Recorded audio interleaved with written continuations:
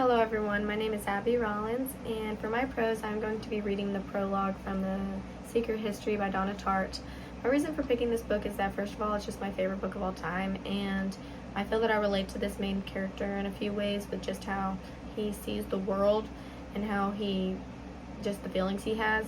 I do not feel that I relate to him with the actions he takes place in this book, but anyways, this is the prologue. The snow in the mountains was melting, and Bunny had been dead for several weeks before we became to understand the gravity of our situation. He'd been dead for 10 days before they found him, you know. It was one of the biggest manhunts in Vermont history. State troopers, the FBI, even an Army helicopter. The college closed, the dye factory in Hamden shut down. People coming from New Hampshire, upstate New York, as far away as Boston. It is difficult to believe that Henry's modest plan could have worked so well despite these unforeseen events. We hadn't intended to hide the body where it couldn't be found. In fact, we hadn't hidden it at all, but had simply left it where it fell in hopes that some luckless passerby would stumble over it before anyone even noticed he was missing. This was a tale that told itself simply and well. The loose rocks, the body at the bottom of the ravine with a clean break in the neck, and the muddy skid marks of dug-in hills pointing the way down. A hiking accident, no more no less, and it might have been left at that. At quiet tears and a small funeral, had it not been for the snow that fell that night.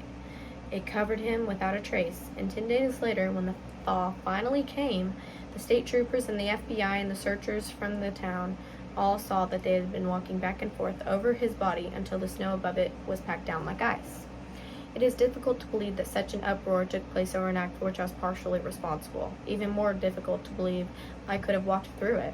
The cameras, the uniforms, the black crowd sprinkled over Mount Cataract like ants in a sugar bowl, without incurring a blink of suspicion.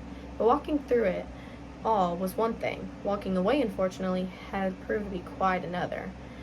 And though once I thought I'd left that ravine forever on an April afternoon long ago, now I am not so sure. Now the searchers have departed and life has grown quiet around me. I have come to realize that while for years I might have imagined myself to be somewhere else, in reality I've been there all the time. Up at the top by the muddy wheel ruts in the new grass, where the sky is dark over the shivering apple blossoms and the first chill of the snow that will fall that night is already in the air. "What are you doing up here?" said Bunny, surprised when he found us, the four of us waiting for him. "Why, looking for ferns," said Henry. And after we stood, whispering in the underbrush, one last look at the body and a last look round, no dropped keys, lost glasses, everybody got everything, and then started single file through the woods.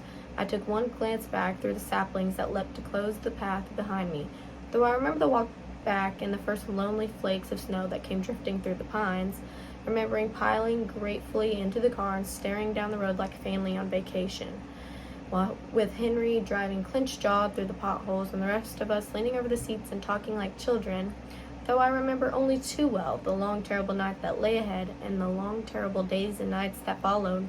I have only to glance over my shoulder for all those years to drop away and I see it behind me again, the ravine, rising all green and black through the saplings, a picture that will never leave me. I suppose at one time in my life I may have had any number of stories, but now there is no other. This is the only story I will ever be able to tell. Thank you for your time. This is The Secret History by Donna Tartt.